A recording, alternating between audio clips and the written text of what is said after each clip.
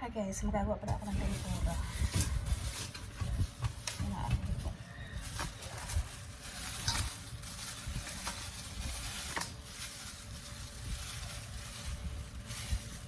Magagawa pala siya.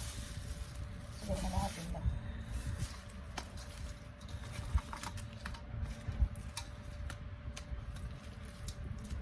Frozen siya. So, ayun, madami siya. Ubusin ko na lahat. Ayun, ang lalaki niya. So, gagawin ko dito is putulin ko yung ulo.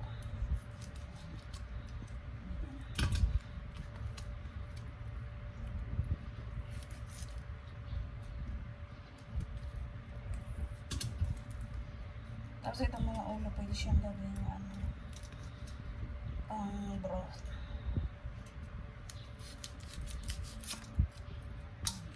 So, pabalatan ko lang to. So, yung patatanggalin ko naman siya ng balat.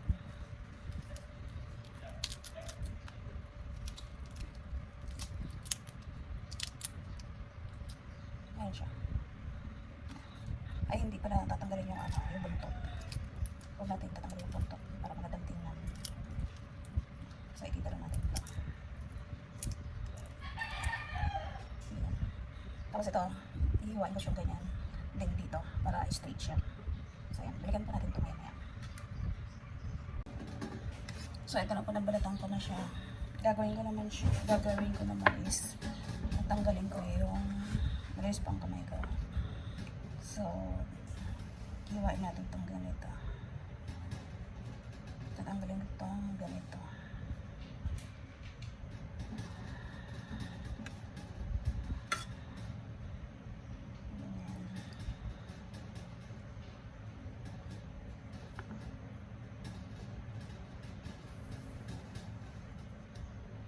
Mabusisi po ito. Then, ganito po. Tapos, gagawin ko ganito para maging straight siya. Pag nito, unat. Pwede nyo po siya lagyan dito ng chopstick. Pag para hindi mo siya tuluyang maputol. So ako, lagay ko lang ginagawa ito. So hindi na ako gamit ng chopstick. So ito. Tapos, ipipress nyo po siya ng ganyan para humamba. Ayan. Paulit-ulit ko lang po yung gagawin. So, ayan na po. Unat siya.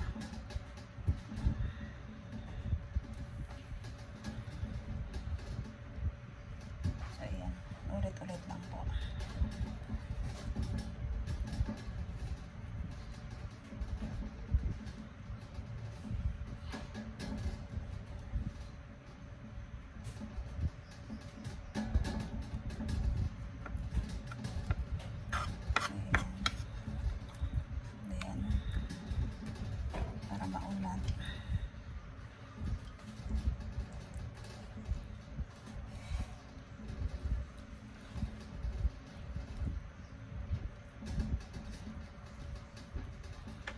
So, ayan, press.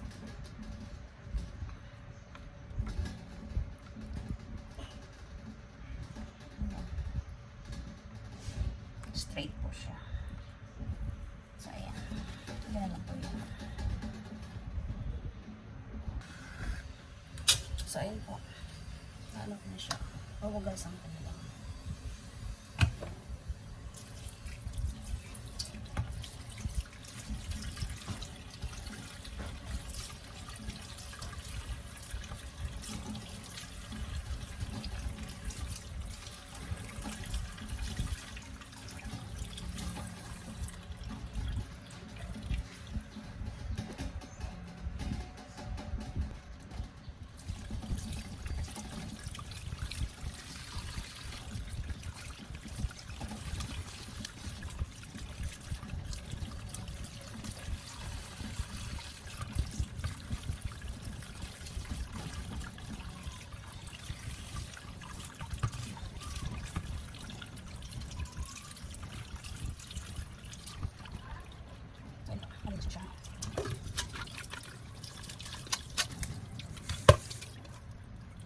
Bilhin ko siya.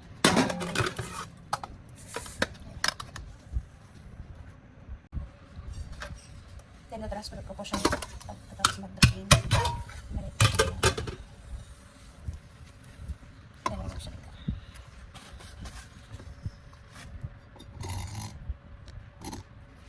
Then, tatayo-tayoin ko siya ng konti. Para mawala yung excess water. So, ayan. Then, lalagyan ko na po siya ng paminta. Ayan. Then, salt. Konti lang po. Kasi may ano naman to. May sauce. Then, maglalagay pa ako ng konting seasoning. Ayan. Konti lang din.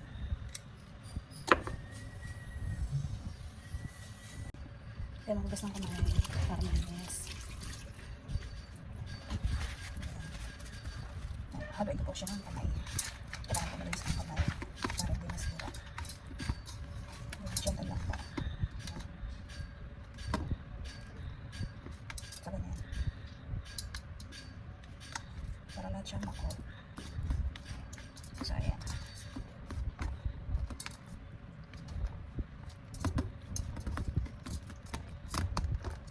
So, ito.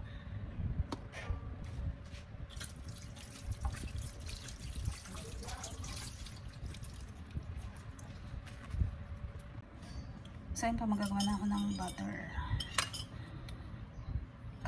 Ito po is kalahating cup ng rice flour. Kalahati din ng all-purpose flour. Ayan. Tapos, para crunchy, magdadagdag ako ng kaunting cornstarch. Then, maglalagay ako ng itlog. 1 egg.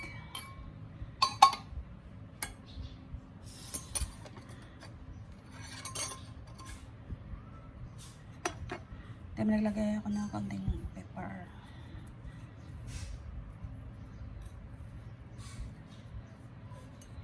Ayan. Tapos, konting salt. Konti lang. Konting seasoning.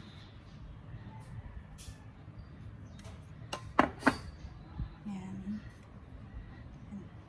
Then, 1 cup ng water. Cold water po ito. Ayan. Tansya-tansya lang po yan. Dahan-dahan ang paglagay para hindi siya basang-basa. At saka para matansya. So, balikan po natin to. So, ayun po, magdadagdag ako ng tubig.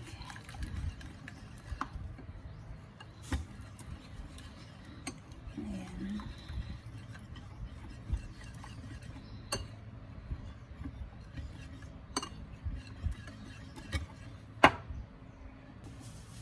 So, ayun na po ang aking butter mixture. Ayan. Hindi na po siya nagpuputol-putol. Ayan. Ibig sabihin yan, okay na po siya.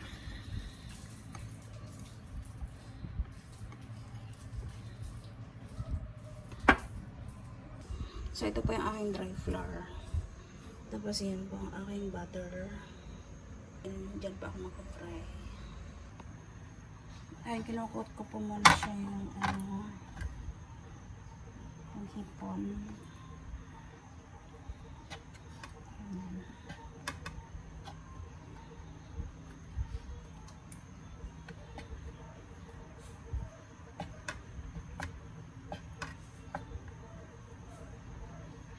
So, ganyan lang po yan.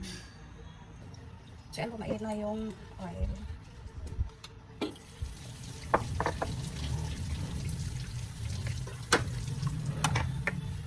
Then, yan, lagay ko lang yan.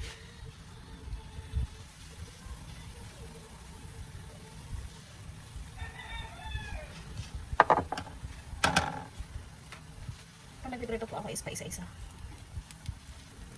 Ayan. Kumapit siya. Ibig sabihin yan maganda. Then lalakasan niyo po yung apoy para maano siya. Para maluto agad. Okay.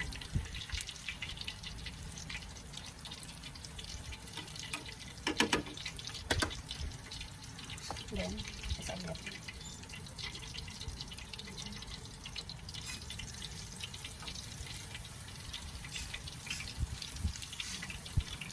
So, ayan.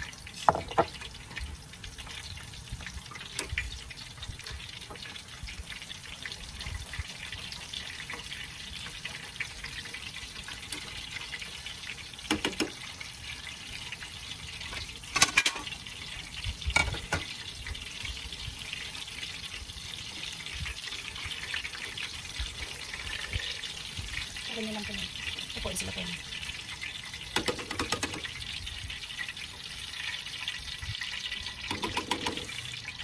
Ganyan po. Ulit-ulit lang po yun.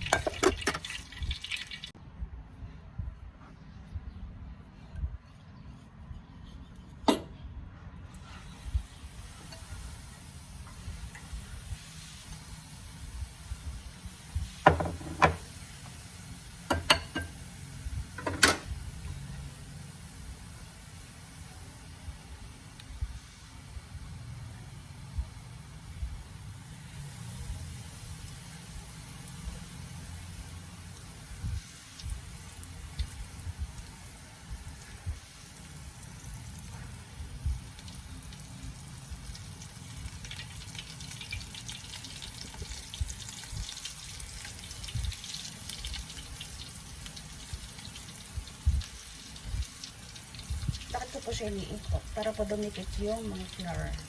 Ayan. Ayan. Kaya po siya iniikot.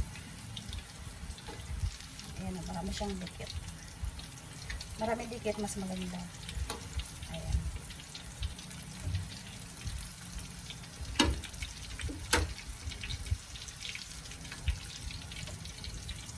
So, ayan po.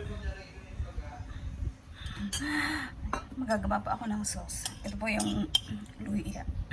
Excuse me. So, ayan po. Magagawa pa ako ng sauce. Yan po ang aking luya. Ano po yung grated. Tapos ito po is vinegar. Then soy sauce. Mga 1/4 cup po yan. Tapos, maglalagay po ako ng konting tubig.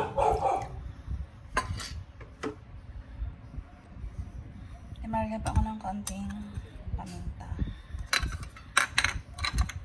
Konting salt.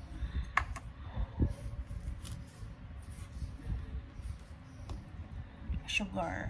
Ayan. Pwede po honey. Ayan. So, wala akong honey. Sugar na lang ginamit ko.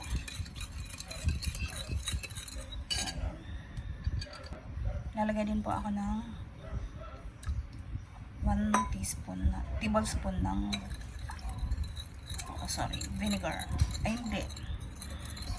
Patis. Fish sauce. Sorry po, mali-mali ako.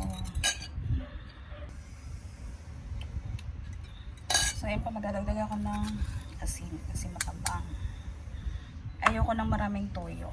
Kaya asin ang ilalagay ko. Tapos konti pang asukal. So, halo-halo lang po yan. Ano guys ang sauce? Masarap siya. Ano lang siya light. Ayan na po ang aking nagawang tempura. Ayan. Masarap siya guys. Ayan. Masarap siya kasi fresh na fresh yung hipon. Ayan. Let's eat. Kasama niyan rice. Ayan.